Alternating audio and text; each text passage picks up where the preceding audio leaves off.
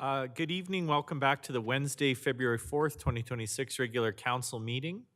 Before we continue, actually just for people at home, Mayor Fuel is away representing the town at the Mid-Sized City Mayor's Caucus. So that is why I am chairing tonight. He's at an undisclosed location in his secret lair, maybe downtown Edmonton, maybe the balmy beaches of Puerto Rico, who can say. So he is here joining us, but I will be chairing. Before we continue, council has a motion stemming from a topic discussed during our closed meeting session. Councillor Wagner.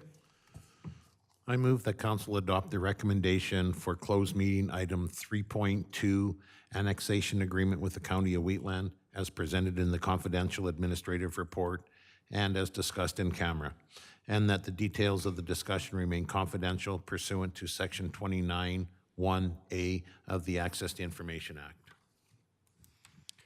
We've heard the motion. Is there any discussion? So I'll call all in favor. And Mayor Fuel? I'm not sure if I vote on this since I was away for. Okay. What is administration's ruling on that? Thank you, Worship Council. Councillors have to vote on items before them when the motion's made, so. Did you hear that? Okay. Yes, I did. So I will say aye. In favor. In favor, yeah. All right, unanimously passed. Okay, that takes us to item 4, public hearings. 4.1, land use bylaw, amending bylaw number 2521 for 209 6th Avenue, Strathmore.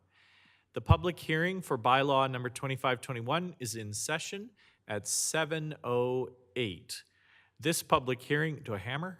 I don't know. It happened. This public hearing is held pursuant to the Municipal Government Act of RSA 2000, Chapter M26, and amendments thereto. Legislative Services. Thank you, Worship Council. The purpose of the public hearing is to discuss bylaw 2521. The proposed bylaw will amend the existing land use bylaw number 1411. This public hearing is specific to the proposed amendment and not to other developments within the bylaw itself.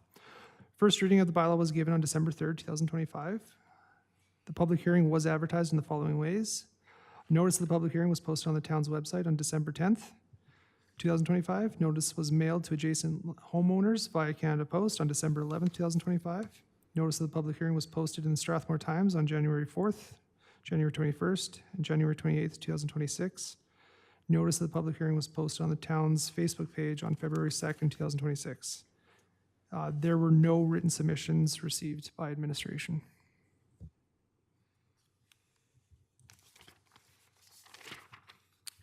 Thank you, Jonathan.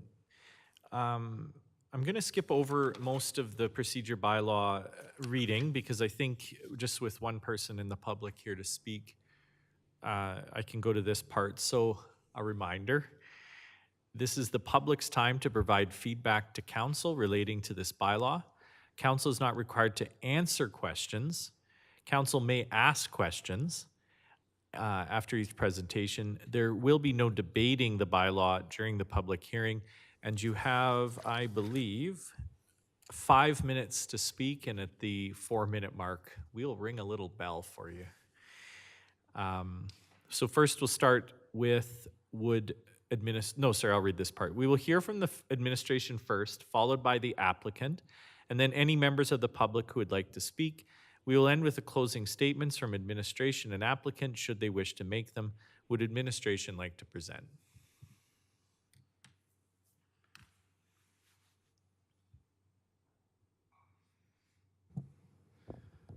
Thank you. Good evening, Mayor and Council.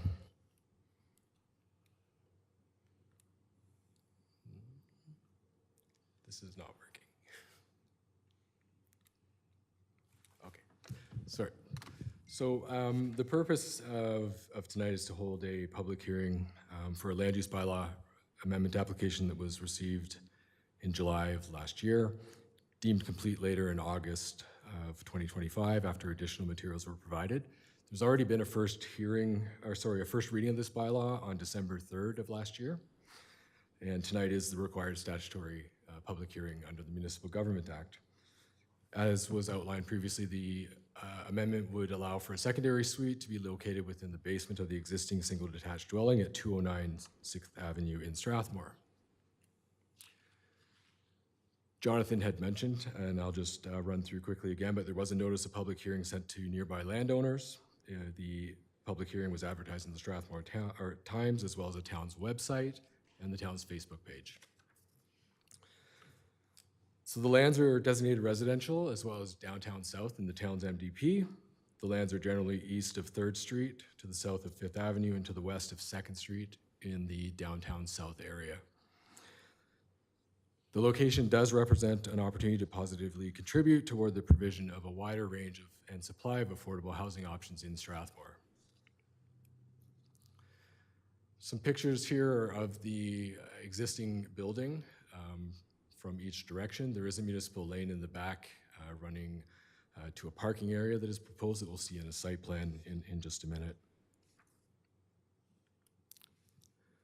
So the house that's on the land is considered to be a legal existing dwelling. It's in the R3 district of the land use bylaw, and it was constructed originally in 1952. There is an additional parking space for the suite, and it will be in the rear yard, and it will be accessed from the municipal lane. The more technical side of it is that bylaw 2521 would amend the land use bylaw and redesignate the lands from R3 to a direct control district R3, and that would specifically permit the secondary suite. It's important to note that the bylaw would be a site-specific redesignation, so this wouldn't apply to any other lands. It would apply only to those lands at 209 6th Avenue. In terms of land use planning analysis, I'm going to touch on the 3 bolded points: the municipal development plan, the strategic plan, the land use bylaw itself, but there are a range of considerations that are given to these applications, and those are outlined in the report. So with respect to the Strathmore MDP, they're designated residential and they're in the downtown south district. I had mentioned that earlier. There are some policies that are applicable here. First, 321, secondary suite will contribute to the availability of wider range of housing types to meet housing needs in the downtown. Policy 3216, we would note here that secondary suites are an appropriate method of providing affordable housing in all residential areas. Parking requirements in this case will be satisfied, and the development permit and building permit processes will be followed after. Policy 332, downtown does have 3 sub-areas, and these sub-areas describe sort of the future intended makeup of the downtown districts. In this case, the South District is viewed as being a continuation of the Central Business District. Mixed use is envisioned, but respectful of existing residential uses. In this case, the secondary suite will not negatively impact this policy direction, and there are no concerns from planning on the MDP side of things. There are several topic areas in the town's strategic plan that also speak to this. Affordable housing, secondary suites do increase the overall supply of affordable housing units, and they do increase the range of affordable options and built forms that are in the town.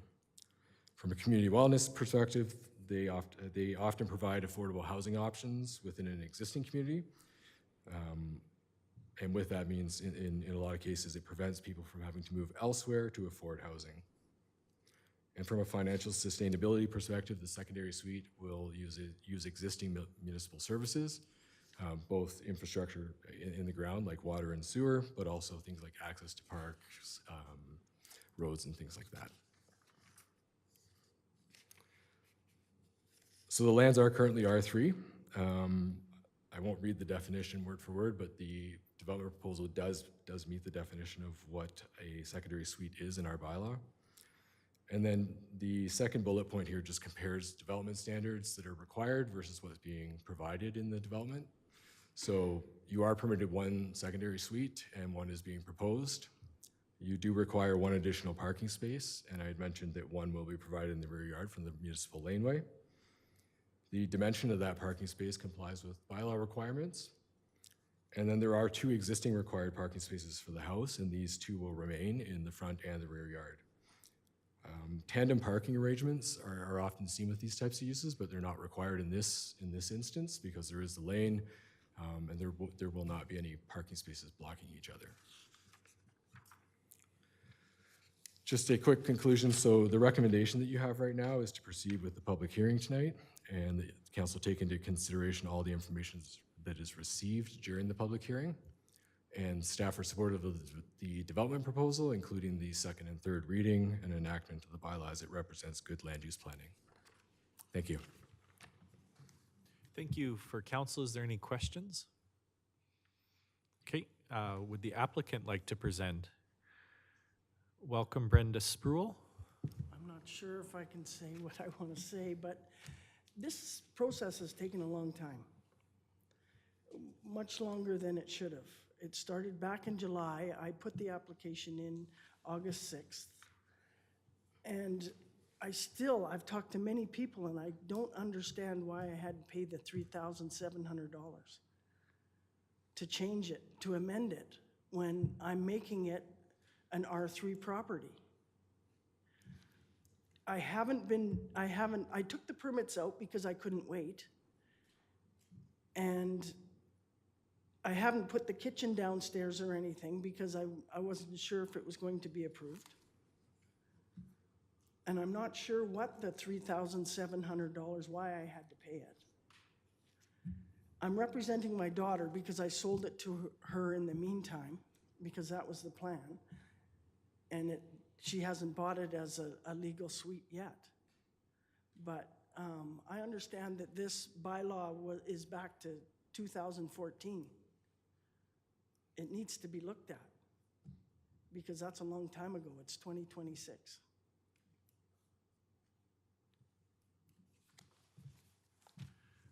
So what you're saying is, from your understanding, it's already an R3 lot, and you're just simply asking to make it a higher density. Yeah. Okay. All right, thank you. Are there any other questions? Brenda, I appreciate you coming in. Okay. We have no registered speakers. So is there anyone present online or in the room that wishes to speak regarding bylaw 2521 at all? I'm hearing from admin no. So would administration like to make a closing comment? And applicant, did you have any other comments to make in closing? Do you want to come up to the mic? Just because there's people at home that would. To go ahead So now in, with the legal suite? I will answer that question, just Okay. normally we wouldn't, but it's just a straightforward, so just procedurally, immediately after this public hearing closes, you'll hear council vote on this within a minute after the public hearing closes, and if there's no comments, it will be moving on right away, so you'll know very, very quickly. Okay, so I've taken out building permits. Do I have to take out another one now? Because I couldn't for the legal suite? Our administration can Those are answer. administrative matters. They're not a matter before council for this public hearing. Okay. Yeah, so I would direct you to contact the administration as soon as the vote is made, and then any information you need, they'll direct you to. Okay.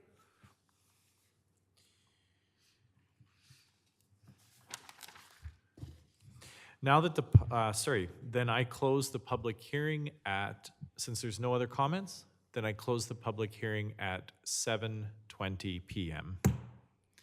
Now that the public hearing is closed, council will no longer accept any new information before making the decision. So that moves us on to item 5.1, Land Use Bylaw, amending bylaw 2521 for 209 6th Avenue, Strathmore. Councillor Brown. Yeah, I make a motion to move that? Sure, would you be able to read it? Yes, I will.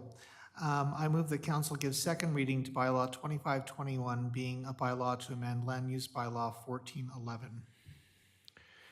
Now that that motion's on the floor, are there any comments? Just one of general appreciation. I appreciate anyone who's looking at developing, particularly in our downtown. And so I think this is a really good thing. I will be certainly supporting this bylaw tonight. Councillor Hyde? Yeah, from everything that I've seen, everything I've heard, it appears all of the boxes have been checked. There's certainly some valid questions in terms of the timing of the payments and stuff that I'm not well versed in, but definitely valid questions. I'll definitely be supporting this as it feeds into exactly what we're looking for, especially in our downtown area, more density and more availability of housing. So thank you for. Councillor Brown. Yeah, I just want to let you know that I do hear your complaint, and it is difficult to wade through these processes. I know that we do, that's my first term on council, and so we do our best, or we will be doing a review of all of our bylaws as soon as we can and try and bring them and make them more current, but sometimes things do lapse, and I wish it were an easier process for you, but I will be supporting this motion, so hopefully there's some relief in that. So now that that is on the floor, I call the question. Everybody in favor? Mayor Fuel, we didn't quite hear you, but I did see you nod. In favor. Okay. Thanks. All right, Councillor Wagner. I move that council give third and final reading to bylaw number 25-21, being a bylaw to amend the land use bylaw number 14-11. And if there's no comments, all in favor? In favor. And it is passed. This moves us on to item 6, public comments. Before I read the whole spiel, is there anyone present tonight who's going to wish to speak? Then I will move on to the consent agenda. Before we take the motion for that, is there any items on the consent agenda that we wish to have removed from the omnibus motion? Councillor Wagner, are you making the motion or removing an item? I'm making the motion. So then I would just like to remove item 10.4, Youth Club Building Lease. And I'm ready for the motion. I move that council adopt the following recommendations of the following agenda reports by an omnibus motion. 9.1, regular council meeting minutes, January 21st, 2026. 9.2, special council meeting minutes, January 23rd, 2026. 9.3, special council meeting minutes, January 24th, 2026. 9.4, special council meeting minutes, January 25th, 2026. 10.2, capital budget amendment, municipal enforcement patrol vehicle. 10.3, operating budget amendment, municipal planning intern. 10.5, accounts receivable write-offs. 11.2.1, Wademza report, December 19th, 2025. 11.2.2, Wademza report, January 2026, call volumes, and 11.2.3, Wademza per capita rates letter. Now that the motion's on the floor, are there any discussion? Okay, I'll call the question. All in favor? In favor. That moves us to 10. Let me just check. 10.1, annexation application report and submission to the Land Use and Property Rights Tribunal. And I believe it'll be submitted by Director Dugdale. Thank you, Deputy Mayor and Council. Vicky Dodge, who's our planning consultant, work on this file, will make the presentation on the report. Thank you. Thank you, Jamie. Good evening, Mayor Fuel, Deputy Mayor and Council. I think we've met before, but just in case we haven't, I'm Vicky Dodge. I'm land use planning consultant working with the town, and I've been helping to manage the annexation project on the administrative side. So the report I'm preparing to give you this evening is an annexation application status update with some information related to the Land and Property Rights Tribunal review process and a request for council's direction related to the annexation application. So as you know, administration has been working in collaboration with Wheatland County to successfully negotiate an annexation agreement and to prepare the annexation application for submission. A key component of that annexation application is the development of an application report, and that report is being prepared for the town by ISL Engineering. And you'll see in your agenda package that the draft table of contents for that report is included as Schedule B. The annexation application report, in essence, summarizes all of the technical analyses, including transportation and utility servicing, population and growth analysis, and fiscal impact assessment for an annexation. It also responds to the province's 15 annexation principles, which are also attached to your report. And it addresses the application requirements of the Land and Property Rights Tribunal, whose checklist is also attached to the report. The annexation application report also contains a summary of public and landowner engagement activities, and also a summary of the negotiations that have been undertaken with the county in order to reach a successful annexation application, a successful annexation agreement. So once that agreement is finalized and executed, it'll also form part of the report and the application. As mentioned previously this evening, administration is striving to conclude those negotiations with Wheatland County. And within the next month or so, we're hoping to have an application package ready to go to the Land and Property Rights Tribunal. We're targeting an application by the end of Q1 at latest. Once the annexation application is submitted to the province, the Land and Property Rights Tribunal administration then undertakes its own application review process of that application. And that application review process can include a hearing. And if the hearing is required, then all parties are notified and attendance.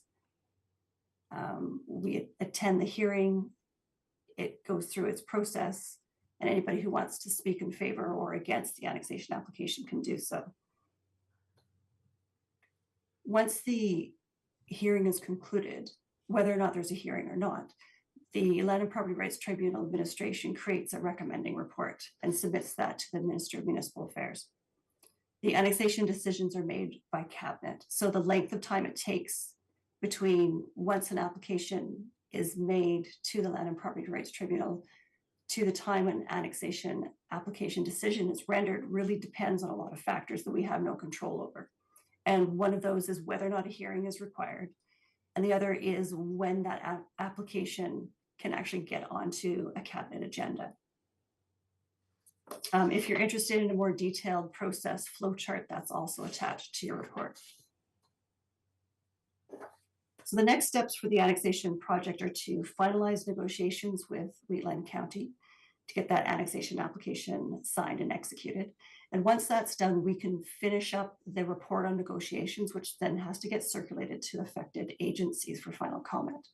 And once we receive final comments from those agencies, those comments get rolled into the overall annexation application report, package it all up into a submission package, and that gets submitted digitally to the Land and Property Rights Tribunal for their review. So that's an update on where we are with the annexation application and getting ready for that submission. And in conclusion, we'd like to recommend that council accept this report as information, and then also we seek direction from council to take all necessary actions so that we can prepare and submit that annexation application to the Land and Property Rights Tribunal once it's ready. And that concludes my presentation this evening. Vicki Dodge, thank you. Thank you for all the work you've done with our administration and to our administration for making this process as seamless as possible. Is there any questions or comments for our administration from council? Okay, seeing none, is anyone ready for a motion? Councillor Langmaid. Thank you, Deputy Mayor. I'd like to move that council direct administration to take all necessary actions to prepare and submit the annexation application to the Land and Property Rights Tribunal, LPRT, as outlined in the attached report. Any comments on that? Seeing none, I call the question. All in favor? In favor? And it is carried. That takes us to 10.4, Youth Club Building Lease. Excuse And me. welcome Director Pretzlaff. Thank you, Deputy Mayor Wiley, Mayor Fuel, and members of council. With this agenda item being removed from the consent agenda. I don't really have a presentation prepared. However, I'll do my best to answer any questions from anyone of council. Since I was the one who removed it, I was just wondering if you could just give a general, less than 1 minute overview of what it exactly is administration is recommending we do here.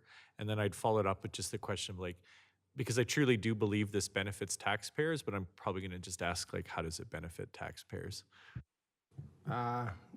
Through through the deputy mayor, as indicated in my report, for years the town has leased buildings to several organizations that have provided public service programs and services.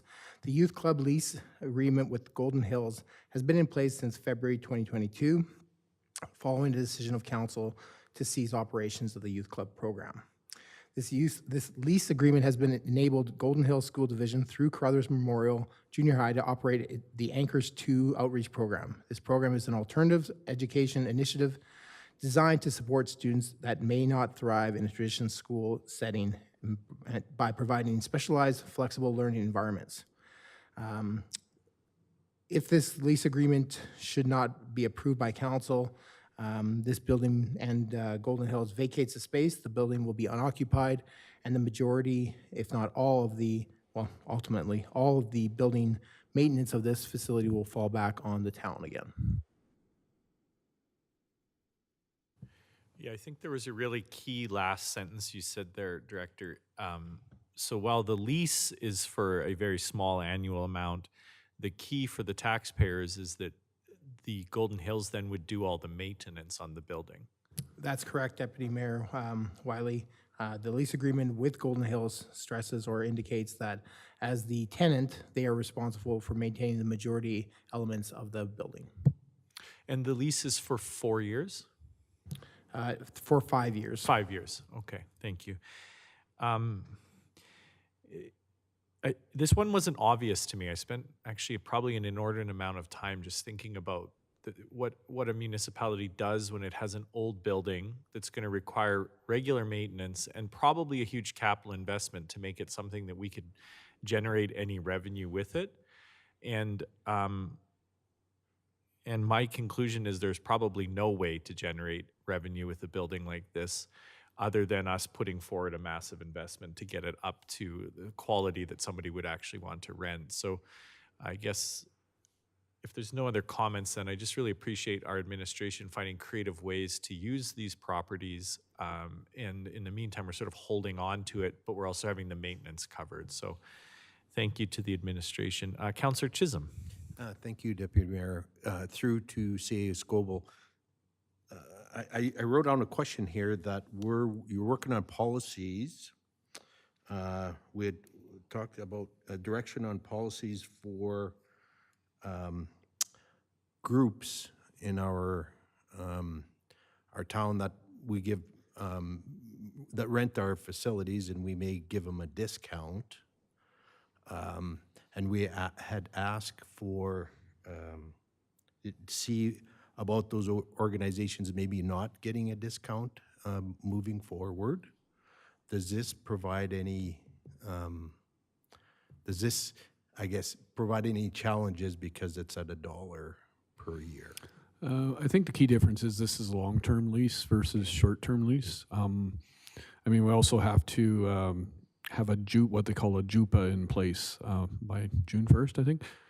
Yeah, under the provincial legislation. So that's a joint use and planning agreement. So we are going to be working with both the school boards on that as well. So it's not just planning for schools, but it's also how can all three parties optimize the use of all the assets that we have in sharing arrangements. So this would become part of that JUPA agreement as we enter discussions on that as well. It's an interesting place for our municipality to be in. I'm sure other municipalities have lots of these, but it's a much older building that we clearly want to hold on to the property, but to generate any revenue on it while it sits there isn't really a possibility. So our administration has found a situation where the person who's leasing it, the group that's leasing it, is going to maintain it for us. And so it really is a win for us because it costs us nothing, But in the meantime, it serves the community, it serves Golden Hills with this excellent school program. So it's a creative use for the building. It did take me a while to get my head around it, so thank you, administration. If there are no further comments, then I call the question. All in favor? Oh, that's, sorry. There's been no motion made. Would anyone like to make a motion? Councillor Wagner. Mayor Thank you, Fuel, you Mark. make it look so easy. I move that council authorize the chief administrative officer to sign the 2026 lease agreement with Golden Hills School Division as presented in attachment 1. And now that we actually have a motion on the floor, is there any question or any comments? All right, I call the question. All in favor? In favor. Thank you. And that takes us mighty close to the end of the night. We are on to number 11, 11.1, questions between councillors and council statements. Is there any councillor that wishes to speak? All right, moving on Oh, to. sorry. Oh, I I am have one. sorry, Mayor Fuel. That's okay. I have talked to CAO Scoble about this, and I'm not sure if it would be in a notice of motion or just a direction to administration, but probably at the February 18th meeting, I'd like to bring up the topic of the sports center, the Strathmore Motor Products Sports Center, and that large cement area that has been undeveloped. I'm all about trying to maximize the use of our facilities as well as generating more revenue. And I'm also becoming concerned that the seniors who are playing a lot of pickleball on the cement court are at risk of injuries. So I'm going to be bringing forward a request that we get some sort of a cost estimate as to what we would look at for a third sport court there that would have the lines for badminton, volleyball, basketball, and pickleball, with the pickleball courts being correctly distanced so that we can also reduce injuries. And I have a report from a phys ed teacher at Strathmore High School who's done a cost analysis based on his club volleyball background, showing the amount of rentals that could be housed in the sports center if we had 3 operating courts for club volleyball and basketball. So that's probably going to be coming on the October 18th meeting. And I think it's time it sat there with the cement floor for quite a while. Have I got the right date or not? I think you meant February, not October, Mayor. Oh, yeah, I've shot ahead in time. Yeah, February is what I'm thinking of, February 18th. So I just wanted to give everyone a little heads up on that. And I know it'll be an investment, but it also could start generating revenue and help reduce injury opportunities. Thank you. All right, I look forward to that notice of motion. That takes us to 11.3, question and answer period. Any councillors have any questions for administration? If none, 11, there's nothing for 11.4, 11.5, no correspondence. All right, takes us to 13. I adjourn this meeting before 8 o'clock at 7:40. You set a high bar for me, Deputy Mayor.